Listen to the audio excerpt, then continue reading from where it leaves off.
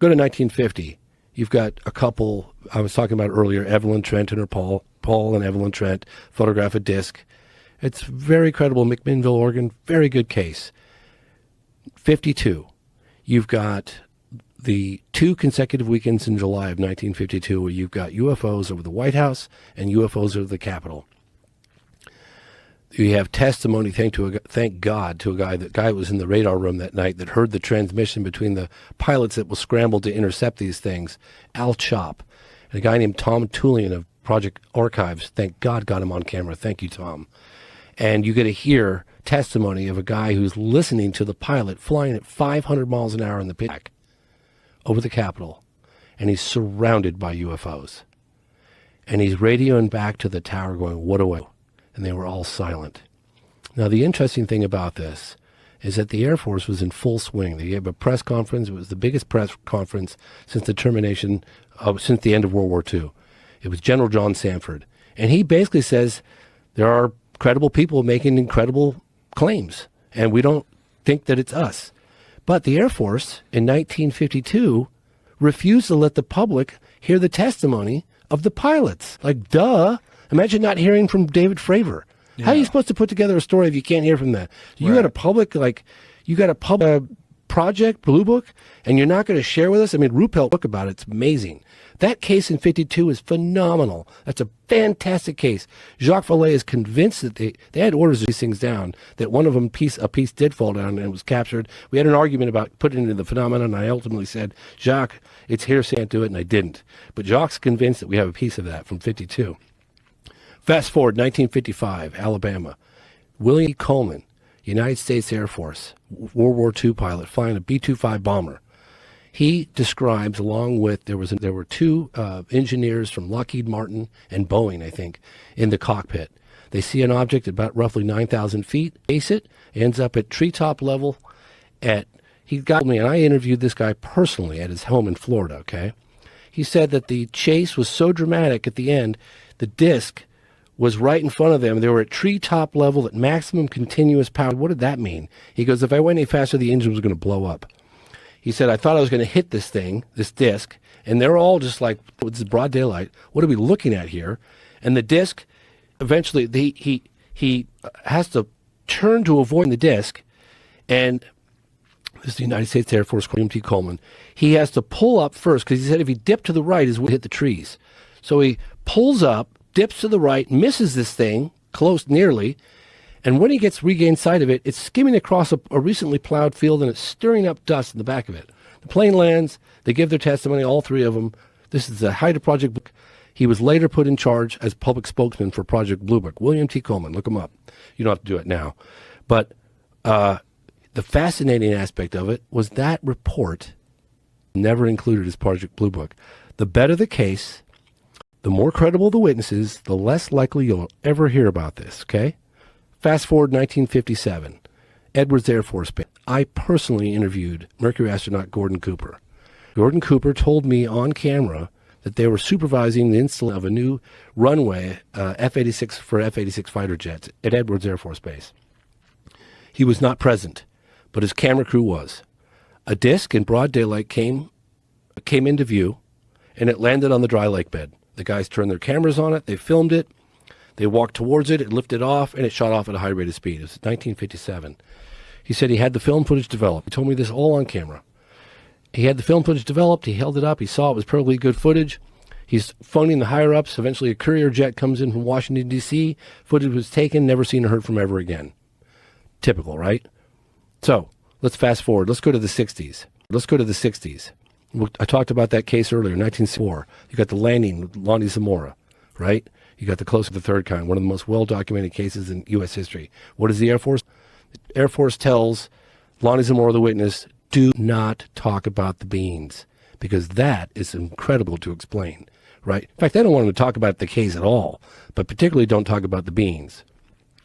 1966, UFO's landing in Michigan. You got Congressman Gerald Ford gets involved because that's when the Air Force doctor explains the whole thing away as swamp gas, pisses off then Congressman Gerald Ford. He pushes for congressional hearings. Those happen.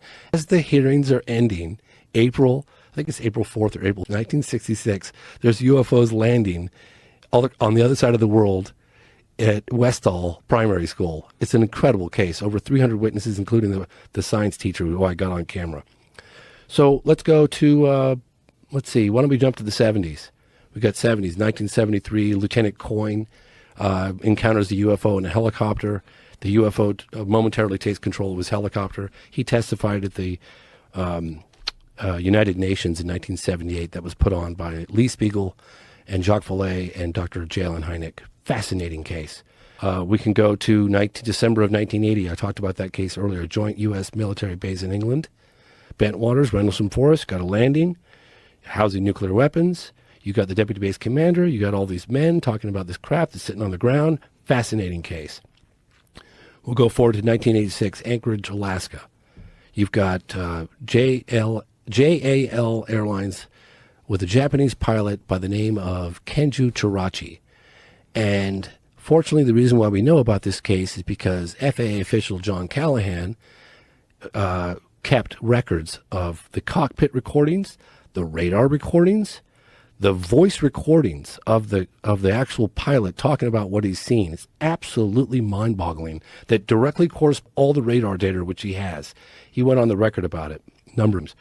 And he said there was a meeting with the CIA stepped in. I'm just from what this guy said, okay? You guys believe me or not believe me, the data's out there, go look at it. It's in a thing I did called I Know What I Saw. He testified at the National Press Club in 2007 with Leslie Keane and I organized as to what was going on. He kept that radar data. Fascinating case. The pilot, Kenju Chirachi, said it dwarfed his airplane. It followed him around. It did maneuvers that were impossible. It made his airplane so small, and he was in a 747, and 747's got an elevator in it. That was 1986. Now let's jump to 1989, 1990. You've got Belgium, and I've personally investigated this case. Belgium, the general, the Belgian Air Force, General Wilfred de Brouwer, said there was objects that were the size of a football field, triangular in shape, didn't make any sound other than a slight buzzing, shooting beams of light down to the ground. Okay, I interviewed de Brouwer. I flew him out from Belgium to the United States to testify at the National Press Club in 2007. He said that two men from an unknown government agency in the U.S. requested the radar data, the tapes. He said, sure, I'll make these for you, but I needed an official request. They wouldn't do it. He was awfully puzzling. This is General Wilfred de Brouwer going on camera with me. I know, that's what he told me, okay? Now let's go to 1994. Now we got a landing in Africa, Ruwa, Zimbabwe, aerial school, roughly 100 witnesses. Fascinating case. Dr. John Mack investigates the case. He's actually getting funded by Lawrence Spelman Rockefeller. He was doing a major funding in the 90s about stuff. One of the best cases, Ruwa, Zimbabwe, 1960. You got the crash in Varginha, Brazil. Now let's jump to 1997. You've got Phoenix, Arizona, March 13th, 1997. You've got a number of objects. One in particular that caught my interest was a boomerang-shaped craft that, according to the witnesses, and everyone was out under the night sky to get a glimpse of Hale-Bopp Comet at the time, so a lot of people saw it, that floated across the state of Arizona roughly around 5 o'clock to 8:30, from north to south. I interviewed families that were lying on their backs. It's all, I have it all documented. Lying on their, and they said this thing was so huge it took 4 minutes to pass over our house. It looked like it was going to land. Well, I also interviewed the governor, 5'7". He too saw it and said that he launched his own investigation with Luke Air Force, and they had sent planes to intercept this thing. He'd investigated Luke Air Force Base. He'd contacted his people at the Pentagon. They shrugged their shoulders, said, we don't know what the hell that thing was. It had the ability to move very slowly, and when it accelerated and took off, it took off in the blink of an eye. It was gone. Okay, so now let's go forward. Let's go to, let's say 2004. Let's go to, let's say 2004. You got the Nimitz case off the 200 miles off the coast of San Diego. We all know about that case. David Fravor. They've got photographic evidence, right? FLIR footage. 4 people that saw it. They just saying it flew rings around. I mean, Fravor describes the technology that thing displayed, made a joke of their F-18s. Fascinating case. 2006, we got O'Hare, Chicago O'Hare Airport. Terminal 17, you've got half the crew at United Airlines seeing a disc hovering over the airport. It hovers there for several minutes. There's a guy, John Hillencotter, I think his name is John something. He wrote an article about it, and he actually sent a FOIA request and got the tapes from the tower, and you hear them talking about it while they're looking at it. It's an amazing case. When the disc, according to the United Airlines personnel, left the area, it punched a donut hole in the cloud. Brilliant case. They said it was weather phenomenon. Is that recording of those air traffic controller guys talking about it? Is that available? Yeah, absolutely. It's out there. You can find it right now. Let's find it right now. Listen to it. So let's go to 2008. Okay. Jamie's going to find that. We're going to play that as soon as he finds it. Stephenville, Texas. You've got an object that was so described to be so big that you could land an airplane on it. Okay. I interviewed one of the best witnesses, civilian witness, and I have police officers I interviewed as well. Police officers. So I interviewed this guy named Ricky Searles. I tracked him down, and with the help of Angela Joyner, and Ricky Searles is one of the best witnesses. He was a deer hunter, and he said he was going out at dusk, and he's got his rifle, and he's looking down, and he's careful not to step on the dry leaves to make the cracking sounds and scare the deer. So he's looking down, and he suddenly feels like something's up. And he looks above him, and he sees this object right above him he said he couldn't see the edges from any direction. So he gets his rifle, and he points his rifle up, and he's a metal worker too. And he said, I was looking through the scope, and I was examining the metal. He said, I'd never seen anything like it. No rivets, no seams, no weld marks. And it had these recessed cones in the belly of this thing. And he said, when it took off so quick, had I blinked, it would have looked like it just disappeared in place. And it didn't do what you'd think it would do like that. It went like that. So anyway, I'm interviewing him. You're saying this all audio too. Oh, yes, I'm so sorry, yes. Listen. So it just shot straight up in the air. It didn't go like a saucer skimming across the water. It just shot straight up in the air. It shot straight up in the air, and he's so big that you could have easily landed an airplane. So anyway, I'm interviewing this. I'm interviewing other police officers, and I'm investigating this case for a couple of years. I put a lot of it in the part I'm about to share with you right now.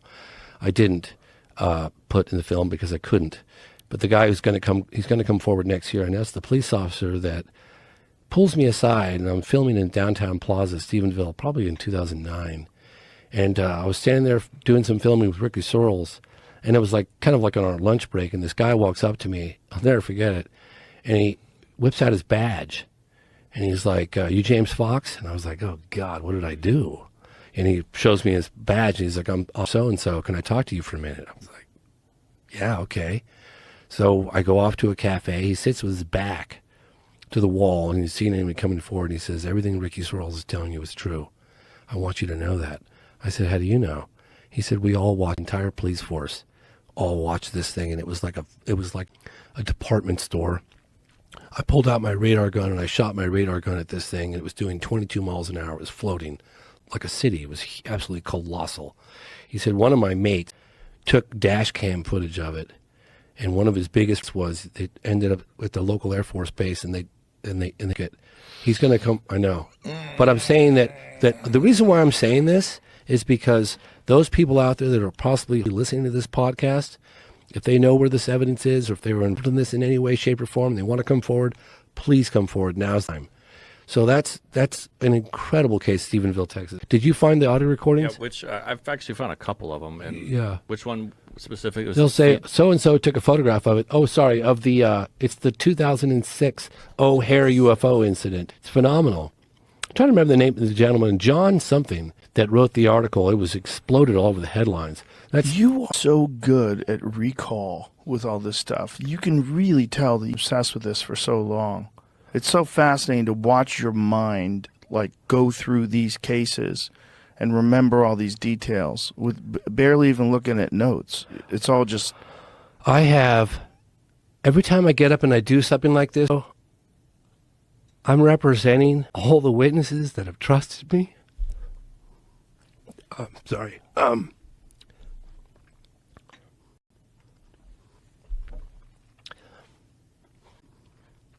I'm representing them. Hopefully it all comes out and people can legally talk about it at some point. But can you about it without? I know there's been multiple contact events, like coordinated straight up contact events. One of them is revealed in the film actually, but there are more. There was this. Several of the people in my film talk about an event that happened at Hallerman Air Force Base where 2 non-human crafts approached the base, one landed, beings walked out and interacted with Air Force officials and state officials. And a couple people go on the record talking about that in the film. But there have been other events, I've been told. How are those beings described as tall, slender, humanoid. And the another thing that I heard that gave me chills was that someone involved with a recovery interacted with a non-human being that was dying and heard thoughts that said,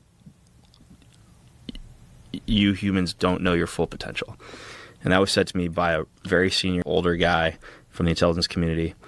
And I thought that was pretty incredible. Also, just the extent to which the legacy program is real. This isn't like 50 guys, sitting in a quiet, dark room. You're talking about a massive program with thousands of people going to work today and dealing with this. And to me, that is mind-blowing, Yeah. The guy at the pizza place, on a Saturday night might be working on this during the day, Right. The guy who, the other father at your kid's Little League game. Yeah. This is what he deals with, right? The fact that is a thing. And, we had a similar dynamic for the Manhattan Project. There were all these people working, kept it secret, right? And their neighbors and friends didn't know. But this is that steroids. So, after the Manhattan Project, which was had about billions, this situation arose, and it had to be even more secret than the Manhattan Project, because the Manhattan Project, we found out in hindsight, leaked, right? There were moles. Right. So we needed to make this even more secret and give it more money and more research and more, counter intel. And threats. Which is counter intel, yeah. Yeah, I mean, threats if you reveal those secrets. But it's like the more this stuff gets discussed, the more I go back to what Lazar said. Because what Lazar is describing from the 1980s is exactly what these people are saying now. They've had these things. They've been trying to figure them out. They've been working on them. At least in the 1980s, they hadn't totally cracked it yet. But they did know how to operate them, and that they would do these tests. But everything was so compartmentalized. He said he wasn't allowed to talk to the metallurgist. There was different people that were assigned to it. Yeah. What they were assigned to do was to try to figure out how the propulsion system worked. Yeah. And then there was other people that were assigned to try to figure out how the metallurgy was formed. Because whatever it was seemed like it was 3D printed. It didn't have any seams. Yeah. And when he talks about it, it sounds exactly like what people are talking about today, which is really bananas. Yeah. Because this is late 1980s, and he's the first guy to crack through with this stuff. Yeah. Everything is so in that secret program. Everything is where you could have one team of defense contractors who are working on one thing. They're not even told from an alien spacecraft. They're just told, here's the thing. It might be Russia. It might be China. That's how it works. Right. They're just kept in a little bubble. And one of the issues now is that everything's become so over-classified and so siloed. It's actually hurting progress. And that's what scientists in my film are voicing that. And one of the other things recently that isn't in the film, Jay Stratton, who ran the task force, he told me that during that time, he had started a talk with one of the scientists at Lockheed who was frustrated by how overclassified everything was. It made it hard for the defense contractors to get the right manpower and brains on it, because not everyone can be cleared to do the work, right? There's all these red tape hurdles to press, right? And so they had made a plan to move one of the crafts that had been recovered that was in Lockheed's possession to the possession of the UAP task force. And then the task force was going to be able to put more brain power towards it. And then the head of science and technology at the CIA shut it down in the middle of the trip. They had actually secured a hangar on a military base and prepped it to be a classified hangar that would hold this, and they were stopped. So the issue of classification. Did they know what happened after that? Yeah, the CIA shut the whole transaction down, and the craft stayed in Lockheed's possession. And then that particular leader within Lockheed died about 2 years later. So the effort kind of stopped. He had cancer. The overclassification is definitely a hurdle for this. And our competitors don't necessarily have that. There's no free will in China. She can just be like, hey, you're the smartest. guy graduating your class. You're going to go work for the nation on this, you know? Right, period. And here, the problem is no one knows it's real. One of the things I hope the film changes is it makes the science community know that this is a valid area of inquiry. This is real. It's a real situation. And there's a ton of problems for the next generation of engineers and scientists to solve, you know? So hopefully it inspires them and helps us progress, because there's a lot of progress that could be made here. Well, it like seems like it, but it's like how one of the things that you guys propose in the film that I think maybe the only way forward is some sort of a mass amnesty to all these people that did lie to Congress and probably misappropriated funds and maybe stole a little bit here and there. Like if that doesn't happen, no one is going to push to make this public. No one's going to push for like actual full disclosure, because it leaves them too exposed. And if they do have the kind of power that they must have to be running an organization of thousands of people working on something with unbelievable amounts of money being transferred to these programs, they don't want to let that go. Yeah. Like this is like, it's a honeypot that they're drawing from, right? And they're probably still taking too much, or there's no oversight. You're still lying to Congress. And you'd have to have some national security amnesty program saying, look, in the interest of national security, it's critically important that we get all of our best people working on this. The only way we're ever going to really do that is to completely reveal that this is actually really happening. This is real crafts from somewhere or something. We have them. We'll tell you where we have them. And I think right now, people wouldn't even freak out, because I would think that people would freak out if there was some sort of official narrative of disclosure. But that's sort of been breached, right? The New York Times breached that in 2017. I think this film is that. I mean, this is for credible people putting their reputation and name on the line, which I honestly, Joe, I think it's more evidence than any video or photo. These days, you could put a 4K video of a giant craft over Vandenberg, and half the human population will say it's right, or creating some visual effects program.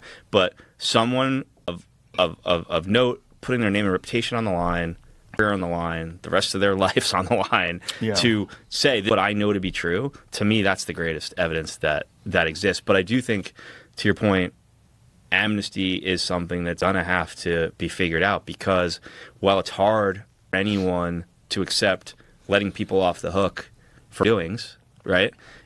It does seem like in the best interest of the bigger picture. 100%. Because these people just aren't good. They have no incentive to come forward with what they've learned. And quote Rubio in the film, he says, look, this is not a endeavor to go and punish anyone, but we need to know what they learned. Right. And I think he's totally dead on. And, you know. Is he of some sort of an amnesty program as well? Yeah, he says on camera in the film, he's like, I'm not trying to punish anyone. I need to know what they learned, because taxpayers pay us, and it's in our interest to know what's going on.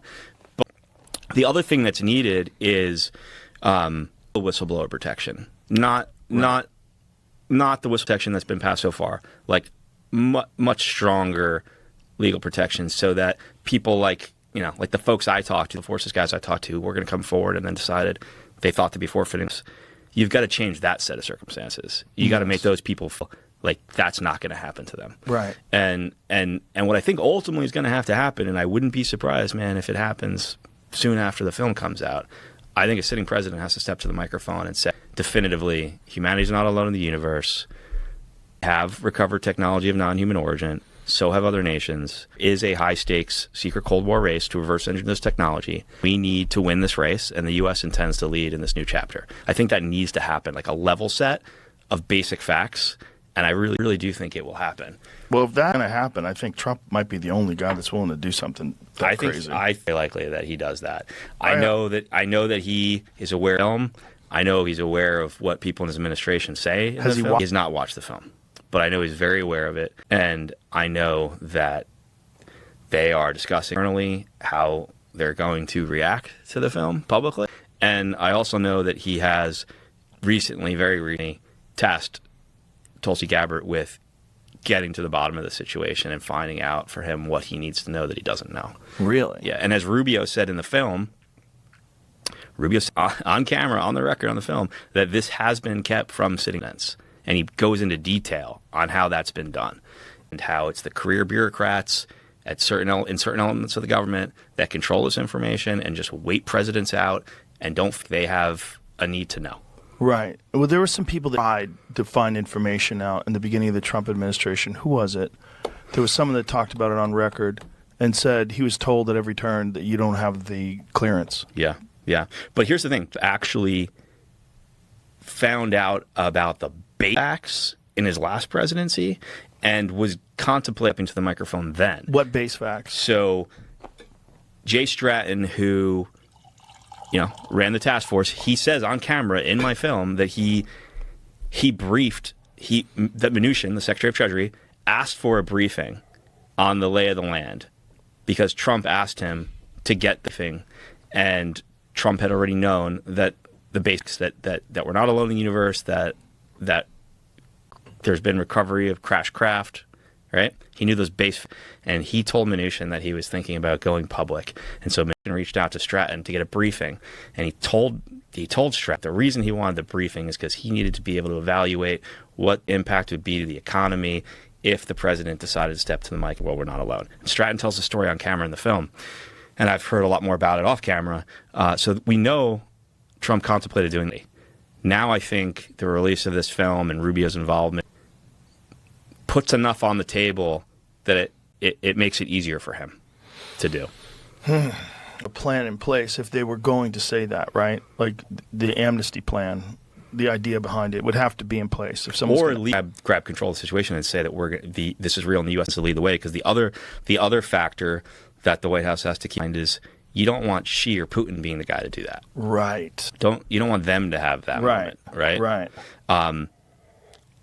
Something I always think about with regards to that moment of a president stepping to the mic, when we entered the space race, Kennedy gave that big famous speech, right? He was like, we're going to lead in space, technology, space technology, like nuclear technology has no conscience of its own. It's up to man to use it for good or bad, and we're going to make sure it's used for the betterment of all mankind, and we're going to lead the way. That was his whole rallying speech, and it made the whole scientific community be like, we're going to help us win, rah, rah, rah, right? I think that's needed in this race. We need all the support of the scientific community, of academia, the kids coming out of MIT. We need them putting their brain power towards this, and I think the White House is that. And it's also the greatest. That's the greatest TV moment a leader could have in the history of humanity. Step into the microphone. How much do you think Elon knows? I've seen him obviously talk to you about. I think he knows a lot. Yeah, me too. I don't think you get the contracts and the clearances you need to operate in space without some horse trading. When I went to SpaceX, I'm like, motherfucker, you know everything. There's no way you're launching these fucking things into space without them keying you in on exactly what's going on. He's just sly about it. Well, I do. Well, if they are aliens, they're certainly all subtle. That's what he says. Are they really? I don't know, man. I think to operate in space like he does and not be aware of everything. And also at the level he operates clearance-wise. I held a secret meeting at the National Space Symposium earlier this year, which is the Super Bowl of the space industry. It's like 60 people, heavy hitters from the space industry. We didn't promote it or publicize it at all, but there were a dozen guys from Space Air, and they all seem very aware of everything revealed in the film. Yeah. And he won't tell me.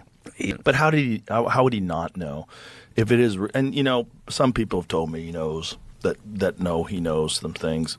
So whatever.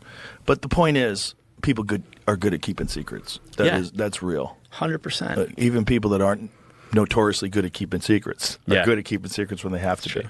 Do you think? If you put yourself, you've interviewed Trump. Do you see him doing that? Stepping to the mic and telling us the truth. Talks to him about it and convinces him it's a great idea.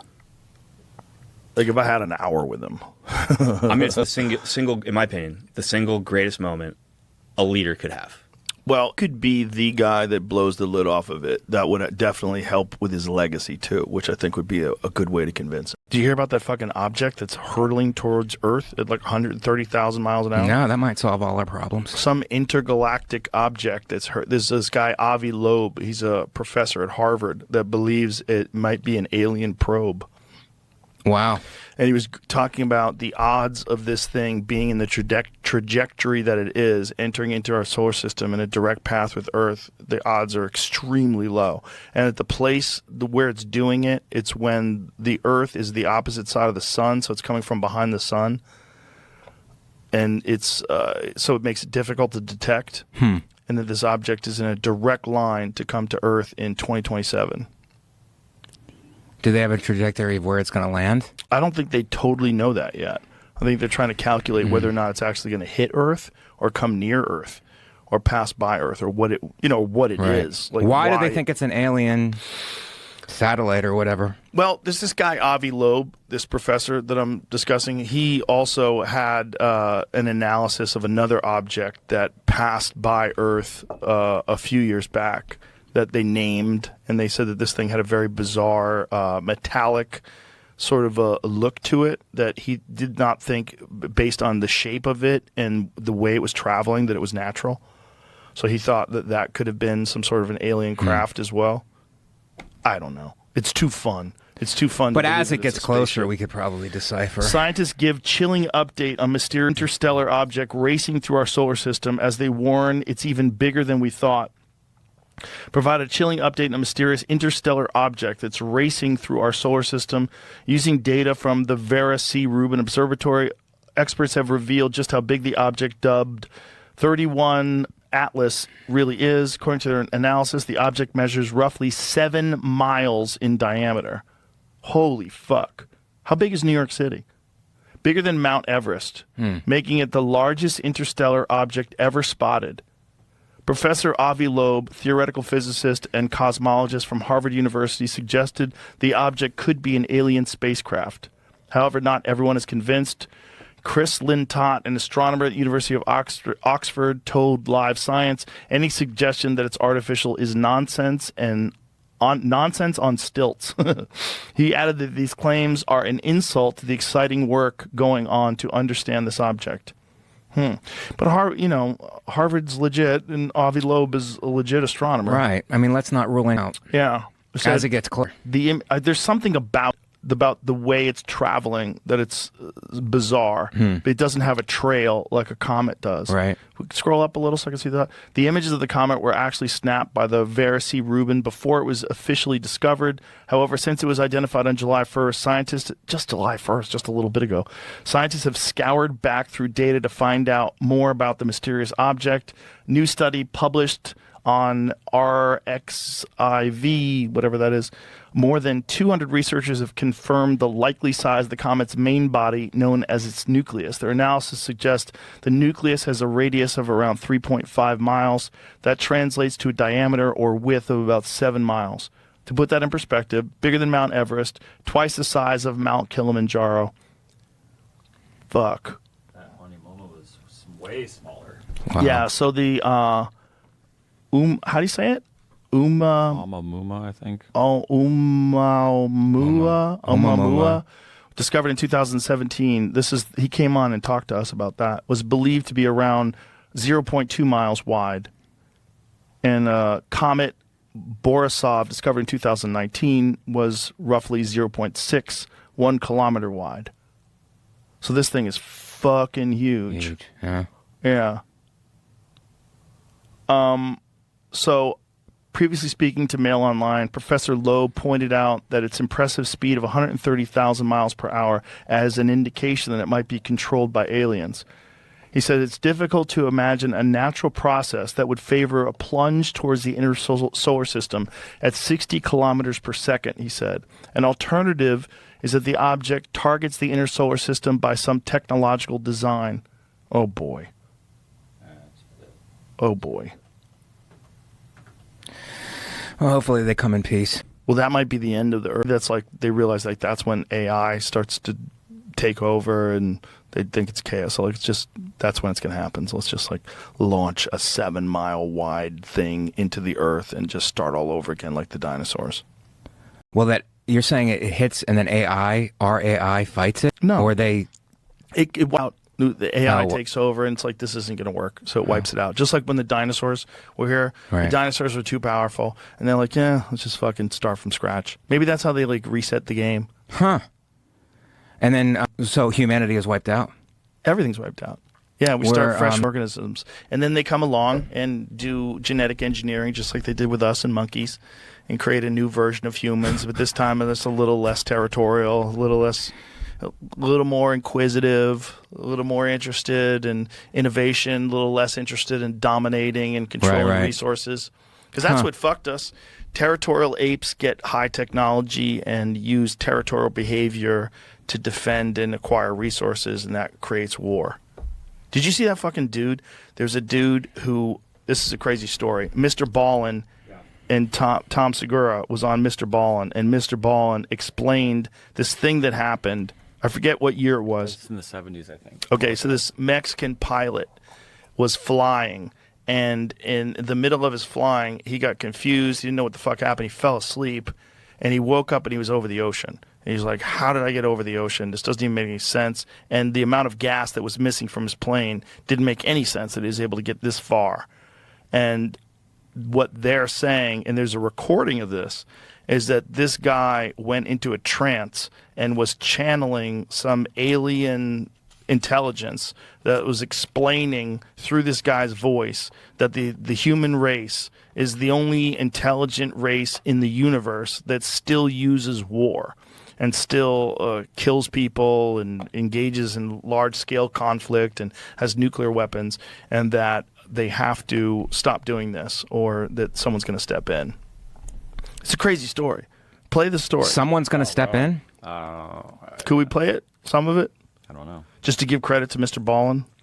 I'll try. Well, now I have to find that video. I was looking for that. Well, everybody should just go to it. If you just tell me how to go to it, I'll just drive people to see it. His Instagram account with Tom, but he's got a really good YouTube channel too, where he goes into all sorts of wild stories like this. Yeah, but this was a great one. And then there's an actual audio recording of this guy saying this. Here, I'll send you the audio recording, Jamie. If you can't find it real quick. I sent it to Tom. After I saw Tom on the show, I was like, I go, that's fucking crazy, man. And he's like, dude, wild. And then I sent him this. I said, did you know there's an actual recording that you can listen to of the guy saying this? So if you go like halfway into it, you got it? Oh, you got it. Okay.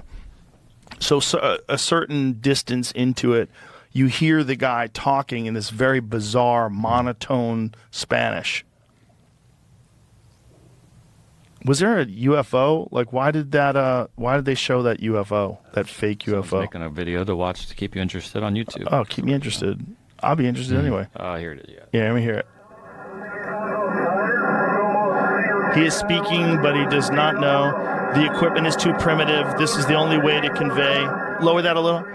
A microphone. The equipment is too primitive. This is the only way to convey their message. After almost an hour, the beings would release the young aviator pilot from his hypnotic state and return control of the plane so that he could receive instructions. And at the same time, he managed to land at the Acapulco airport. Interesting. You know, that's the thing. Like, if there was a unique event where something happened and an alien race did interact with human beings and then never again, no one would believe you, even if it was real. If it was that's the problem with like unique events. We base reality on what we experience and what everybody else experiences on a day-to-day basis. Right. What we have evidence of. But if something happened that was completely unique like that, where they said, like, this is the only way we can communicate. Their equipment is too primitive. Right. We'll just take over this guy's mind and have him say it. Like, who was ever going to believe that? I guess that's the quote translated. Okay, the alien message that spoke through Rafael Pacheco Perez to the air traffic controller. It says, he speaks because he is ordered to. That is, it is his voice he speaks, but not of his own free will. We use it as a microphone. No matter who we are or where we come from, it is enough for you to know that we are beings of this universe where you belong. Our planet is many light years away, but we are physically equal.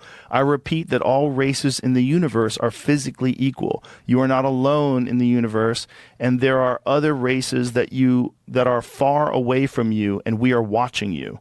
But he said more than that. No, for sure. What is the full extent of his quote? Because he said something about you're the only race that still engages in warfare. I want to believe it. I want to believe it so bad. I don't. I definitely think there's other life out there. I do And too, they're but I more don't know what advanced. really happened. Yeah. I really wish I knew. I mean, I really But wish this guy I knew. did fall asleep while he was flying a plane. We really trust him. Right, and he did wake up over the ocean. But if he did wake up over the ocean, it doesn't make sense that he got over the ocean, if that's true. Right. Explain that.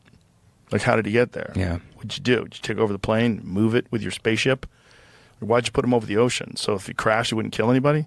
Right. Why'd you do that? Like, what is all this? And what's the thing with the gas being gone? Right. Because I guess they, like, took it. Huh. I don't know. We are watching you. What else does it say? To everyone's surprise. Issued a certificate stating he was in perfect health and had not consumed any drugs.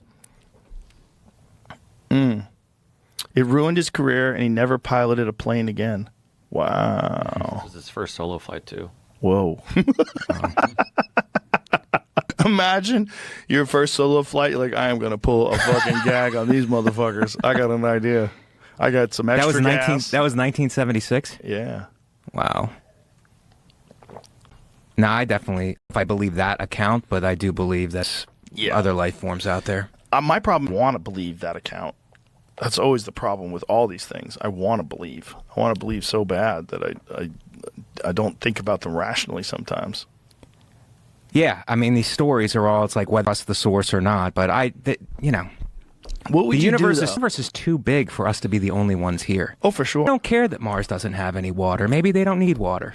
Well, you know, Mars used to have a full atmosphere. And do you know that there's structures on Mars that they've observed even recently that look like perfect squares that are huge? Huh. There's this one that I showed to Elon. I go, what is that? Tell me what do you think that is? Like, well, we should probably go there and look around. Like, yeah, we should probably go there and look around. And he's the guy but, to do. But what is, like, he didn't want to say what he Right. thought it was, but I'm looking at him like, do you think this could have been at one point in time a structure? Because it has perfect right angles and it's a square and it's huge. Right. They said it's at least hundreds of meters across, but it might be miles across. It's rough estimates, but they know it's large. You ever seen it? Jamie will show it to you. But it's like a literal square. There's a bunch of shit that's weird there. That's like Right. the face on Mars, but I'm not totally convinced about that. But that one's nuts. Like, that's kind of crazy. Didn't that look kind of crazy? It's on the right? Yeah. That's kind of crazy. It's like a fucking square.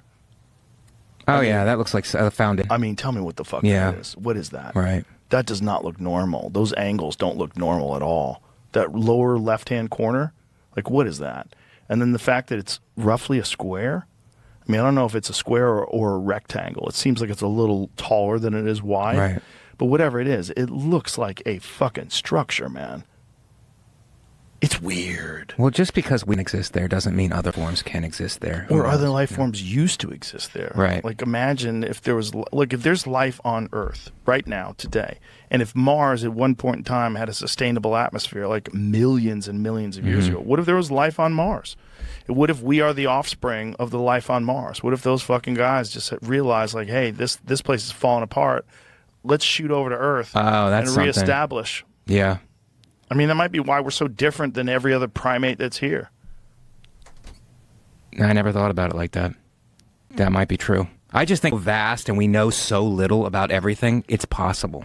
That's just I kind of like broaden it that way, where it's like, it's all possible. It's infinite, and we know very little about it. Yeah, it's totally possible. Yeah. It's not likely. I mean, it seems, because you haven't seen anything. Like, it's not likely. But we're trying to use logical brains to figure out. It's Yeah. like, could this be possible? There's fucking so much knows? we don't know, and we have such a limited scope with our human minds to even comprehend stuff. So it's like, you know. Thoughts on alien life, on life outside of this planet. Is this something you think about? I think there must be. Even in the solar system, I would not be surprised if we find microbes on Mars or on some of the moons of Jupiter or Saturn where there's liquid water. Like Europa. Yeah. And the reason is, if you think about, the reason I think that, and it's a guess, is because if you look at the history of life on Earth, then, so Earth formed and it was just there was no life. It was a ball of rock.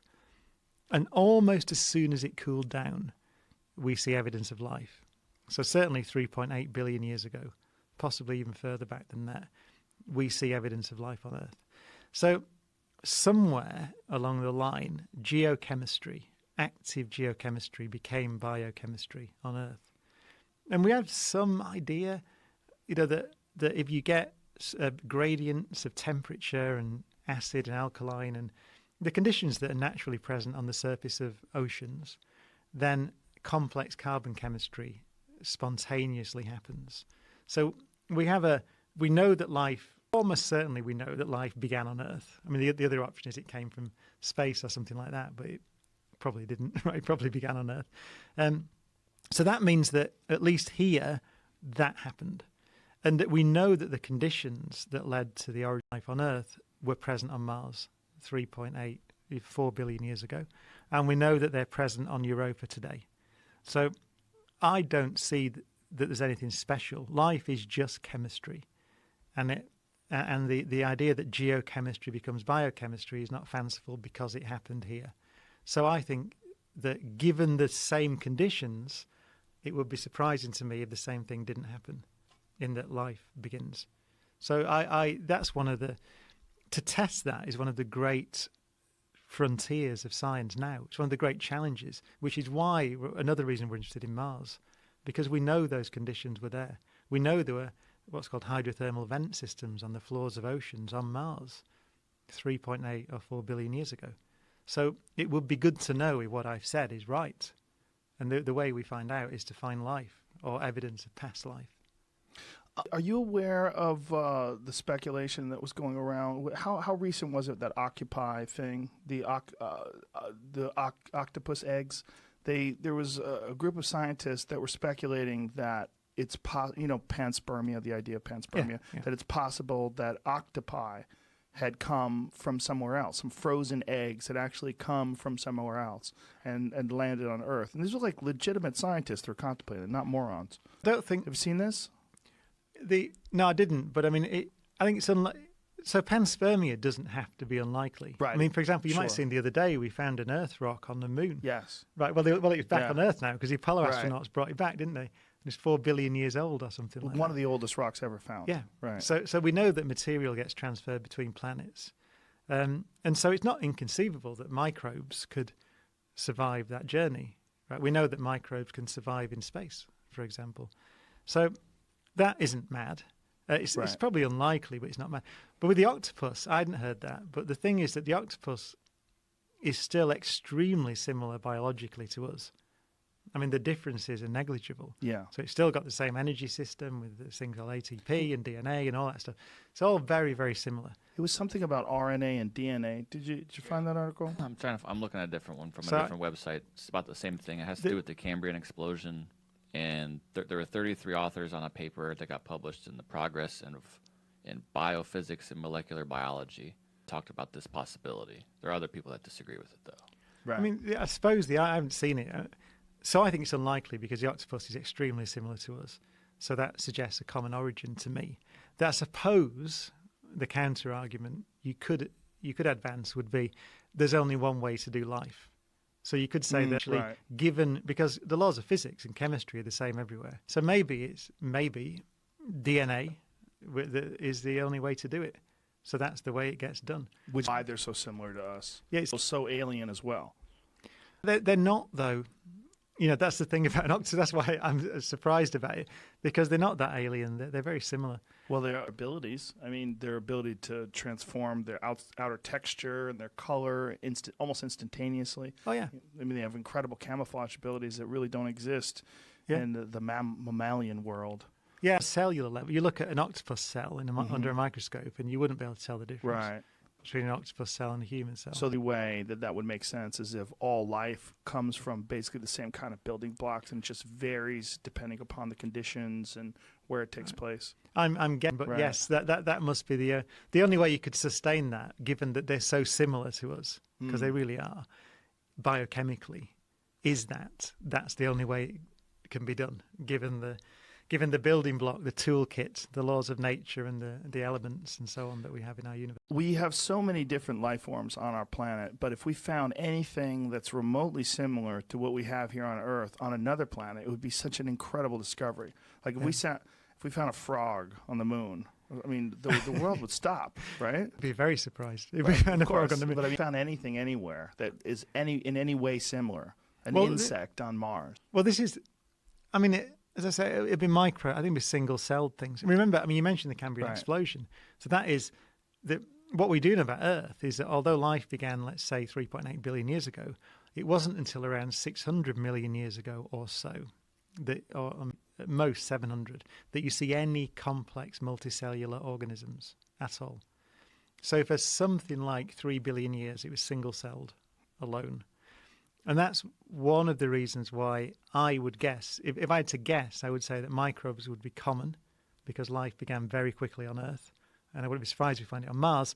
But complex life, multicellular life, insects, plants, intelligence, I would guess would be very rare because it took so long on Earth to get there. And it was just slime. Like Right. 3 billion years of slime. There's a very famous painting that shows what appears to be men in crafts flying through the sky in the background of an ancient painting. Do you know what I'm talking about? I do. I actually have a page. One of the first pages I ever put on my website is like a bunch of these because throughout history there are these indications of ships, of craft. But like, you know the one I'm talking Yes. about? It's like, and Yes. that's the shape of it. It's also like a plate turned on its side, and then there's a person inside Yes. of it. Yeah, man. It's And exciting. it's flying through in that same. Yeah, that's it. Yeah. Like, look Yeah, it's how incredible. it's flying. But you know, the thing is that everybody can say art. The one above that's pretty cool because that was a hidden thing. I've studied that one where it says Discovery 15th century. Above her left shoulder, there is an object, and if you really zoom in, look at the dude staring up at it. As a painter, my wife is a painter. Everything is intentional. Which That- guy? Where's the guy? The guy on the Yeah, on right the over there. corner. It's pretty Right. cool. Looking up. So I think that's 15th century. It said. So the problem, Joe, is it Go to the original one, the one that we just, Jamie, the one right before that. Yeah. See, get a big picture of that. Yeah. That is strange. Like Yeah, here man. you got Christ being crucified, and then above him, UFOs. Like, and is that supposed to be aliens, or is that supposed to be angels? Like, So- what is that supposed to be in these things that they have? It's real similar to what we're talking about here. That's the argument of Miracle of Fatima, let's say. I mean, again, this is so speculative. We have a witness here of, Pilate, but when you see something like the Miracle of Fatima, if you look at What that, is the Mirror of Fatima? God, that's that one that was, considered a real miracle by the church, and the 3 kids were getting messages. I'll get this all wrong, but for like months that they're going to be visited and to bring people, and bigger groups gathered to where there was over 100,000 people. What year is this? 1917. 1917. So, dozens of thousands, if not hundreds, but dozens for sure, see an event, a mass sighting of something that happened. We're talking people that were religious, people that weren't religious, doctors at the time. That's not a real image, is it, No, Jamie? that one was doctored a little bit, so you could see they're all looking at something. But that's not real. Yeah, But that's that the thing wasn't but really that's there. the crowd. The crowd is real. Yeah. So Make sure the crowd here's the is thing: real. people come out. Something happened that was so intense. Some people thought it was religious, that it was a visitation, but others saw it as technological, like something descended. Look into it. I'm just saying, art, pictures, like paintings we're talking about, man, you can interpret them all day. I can't hold on to that. I can hold on to an eyewitness with other eyewitnesses, with radar systems, and with video. We're in a different era now. We don't have to paint it, man. We get to see it. It's fascinating, man. It is fascinating. It's way more fascinating when someone like you talks about it versus some fucking random kook. That's what makes me incredibly interested, is just your credibility and the fact that this is not, you don't have a history of seeing wacky shit that other people don't see. No, just this one. But it's on video, and that there's other ones as well. It's really strange. And I've seen people try to explain it away. And what I don't like about when they explain it away or attempt to explain it away is that they're trying really hard. They're not going, who knows what this fucking thing is? They're not looking at it like cleanly. They're looking at it like a quote-unquote skeptic. I don't like the idea of being a skeptic. Not that I don't think you should be skeptical of certain things. I certainly think you should be. But there's a lot of people that brand themselves as skeptics. And I think it's a lazy way to look at things. I really do. because I think you're just looking for the holes in things without looking at it objectively. If you wanted to be a scientist, if you wanted to be someone who is a fan of science, then you have to look at it as a thing. Like, look at this information and let's study this without any bias, any preconceived notions. I don't think they're doing that. They're looking at it and they're trying to find a way where they can justify that it's fake. And they're just doing all sorts of mental gymnastics to try to make it fake. That video that you show where that thing slips off to the left and takes off at incredible rates of speed, that alone should freak people the fuck out.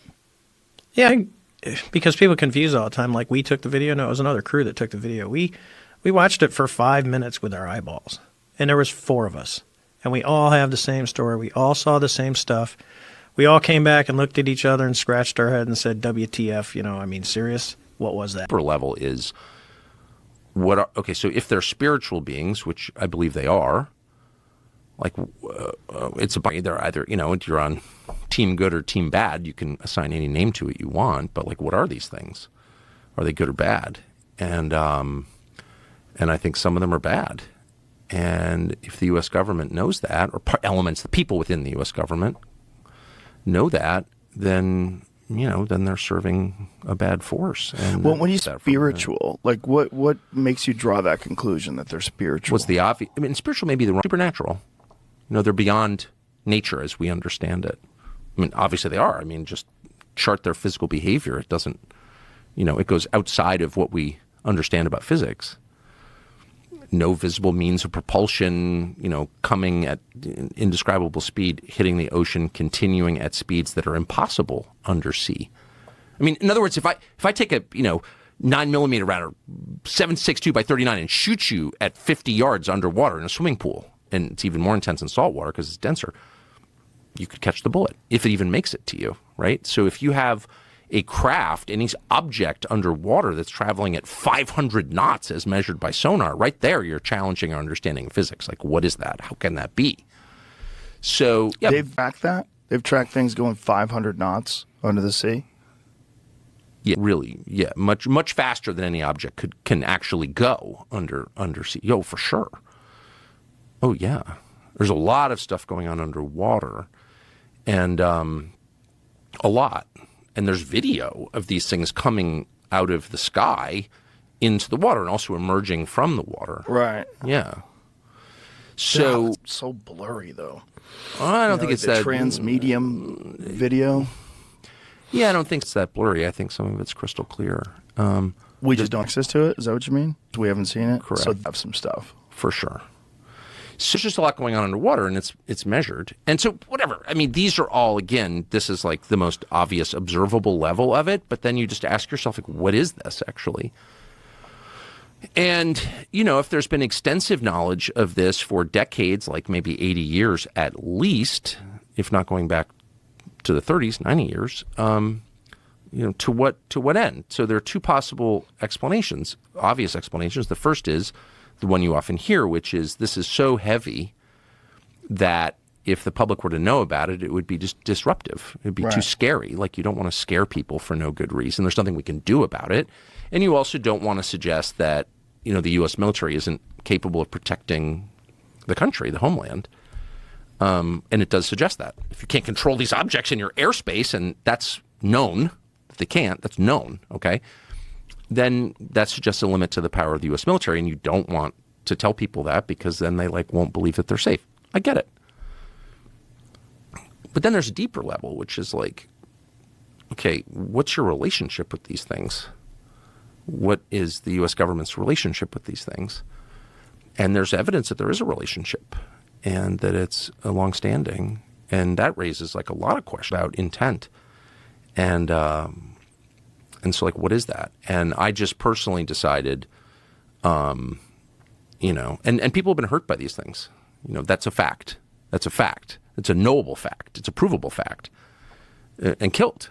And I'm not saying millions of people have been killed by whatever these things are, but people have been killed, and it's known because it's working its way through the courts out of the VA. So, I don't know, an object that is by definition supernatural, it's above the laws of nature as we understand them, and that has resulted in the deaths of people, But we don't spend enough time thinking about like what that adds up to. Like, not good, actually, not good. How many people do you think have died from these I things? don't know, but Radiation sickness? Is it like what's the so cause the person of death? that I interviewed someone who was a Stanford medical school professor who's out there and worth talking to, by the way. And You talking about Gary Nolan? that's exactly who I'm talking about. He's effectively an expert witness in these cases, so he's an expert in brain injury. Do you know him? Yeah. Yeah. Entirely credible person. Checks all the boxes that I care about. He's got patents, so he's like a lot of Stanford University professors. He's like independently rich. I mean, he flew to. I live in a remote place, and he flew to my place at his own expense because he wanted to tell his story.